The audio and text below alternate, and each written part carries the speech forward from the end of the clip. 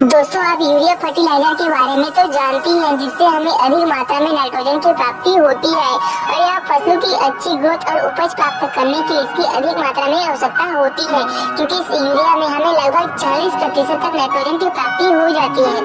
दोस्तों, यूरिया का रासायनिक सूत्र अमोनियम कार्बोमाइड होता है, जो कि यह रंगीन और सफेद रंग का ठोस पदार्थ होता है और यह जल में आसानी से घुलनशील हो जाता है।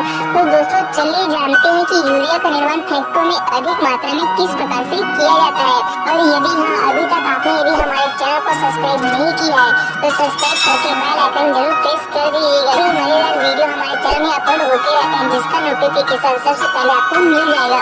तो चलिए दोस्तों, जानते हैं यूरिया का निर्माण फैक्ट्रियों में अधिक मात्रा में कैसे किया जाता है।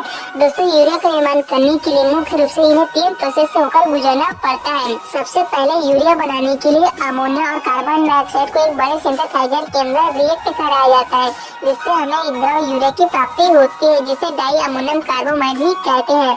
अब इस द्रव लिक्विड को अधिक टेम्परेचर पर गर्म किया जाता है, ताकि इसके अंदर उपस्थित द्रव लिक्विड हवा में इवापोरेट हो जाए, जिससे हमें कंसंट्रेटेड लिक्विड यूरिया की प्राप्ति होती है।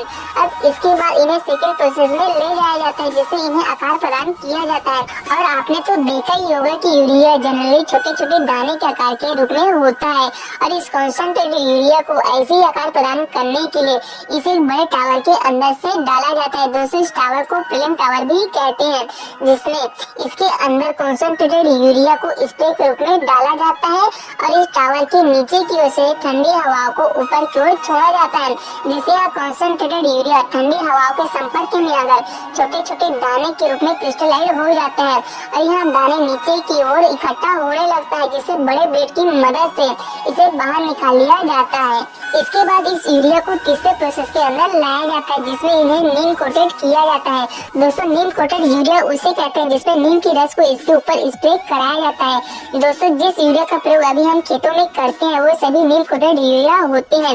इन्हें नीम कोटेड करने का सरकार के द्वारा रूल रेगुलेशन होता है, क्योंकि बिना नीम कोटेड यूरिया का प्रयोग हम बहुत सारे चीजों में कर सकते हैं, जैसे कि सोप मैन्युफैक्चरिंग में, डिटर्जेंट मैन्युफैक्चरिंग में, पशु के चारे, हेयर सैलेड वगैरह इत्यादि बनाने में किया जाता है, जिससे इसकी बहुत अधिक खपत होगी और इसका उत्पादन बहुत अधिक करना पड़ेगा, क्योंकि पहले से ही हमारे देश में यूरिया का कुछ मात्रा दूसरे देशों से आयात करना पड़ता है। इसलिए गवर्नमेंट का रूल रेगुलेशन होता है कि इस यूरिया को नीम कोटेड किया जाए, जिससे इसका उपयोग केवल खेती में ही किया जाए। इसके अलावा यूरिया को नीम कोटेड करने का एक दूसरा फायदा भी यह है कि यह मिट्टी में उपस्थित छोटे छोटे इंसेक्ट को नष्ट कर देता है। इस प्रकार दोस्तों यूरिया का उत्पादन किया जाता है।